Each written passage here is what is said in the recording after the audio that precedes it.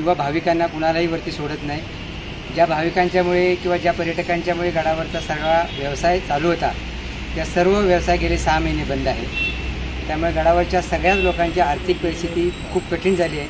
लोकांना स्वयंपाकाला गॅसला पैसे नाही आहेत, औषधोपचारासाठी पैसे नाही आहेत, लोकांना अगदी रोजच्या अन्नधान्यासाठी सुद्धा पैसे बऱ्याचशा खरं म्हणजे गेले 6 महिने जो विशाळगडचे लोक जगलेत आत्तापर्यंत त्याचं सर्व श्रेय अनेक संस्थांना, ज्या सेवाभावी संस्था आहेत त्या संस्थांद्वारे जे काही अन्नधान्याचा गडावर पुरवठा गेला 6 महिने झाला त्याच्या जीवावरच गडावरचे आजपर्यंत लोक जगलेले आहेत। अन्यथा गडावरच्या लोकांना, स्थानिक लोकांना तिथं मीठ घ्यायला सुद्धा पैसे नाही आहे, अशी परिस्थिती गडावरची आहे। प्रशासनाला आता काय आव्हान आहे?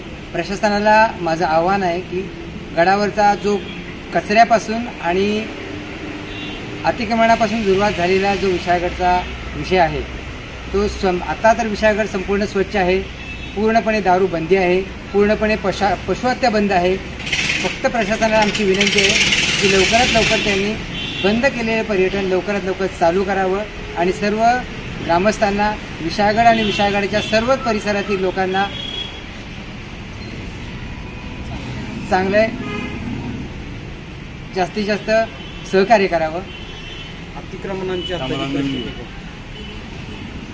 अतिक्रमण जे काही शासनाने निष्कासित केलं होतं जवळपास 100-150 अतिक्रमण, त्यापैकी 80 ते 90 अतिक्रमण शासनानं मला वाटतं 15 ते 16 जुलैलाच काढलं।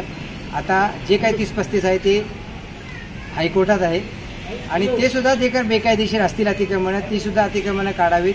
अतिक्रमण काढताना सुद्धा तिथल्या ग्रामस्थांनी सर्व शासनाला सहकार्य केलं होतं। आजही शासनाला आम्ही संपूर्ण सहकार्य करू अतिक्रमण काढण्याला। महिला म्हणून रोजच्या जीवनात जे प्रॉब्लेम यायला लागलेत उपासमारीची आणि लहान मुलांच्या कॉलेजच्या मुलांच्या शिक्षणाची, वयोवृद्ध माणसांच्या आजाराची, औषधोपचाराची, इव्हन गॅस सिलेंडर भरायची आणि विजेची बिलं भरायची सुद्धा लोकांच्याकडे हे नाही आहे, परिस्थिती आता शिल्लक राहिलेली नाही आहे। का तर उदरनिर्वाह पूर्ण विशाळगड पर्यटक स्थळ, धार्मिक स्थळामुळं विशाळगड वासियांचं चालत होतं आणि तसंच बाजूच्या 12 वाड्या ज्या आहेत त्यांचं सुद्धा उदरनिर्वाह विशाळगडावर आधारित होतं। आता सगळ्यांचं जीवन विस्कळीत झालेलं आहे पूर्ण। हे शासनाने लक्षात घेऊन आमचं पूर्ववत सुरळीत करून द्यावं अशी शासनाला नम्र विनंती।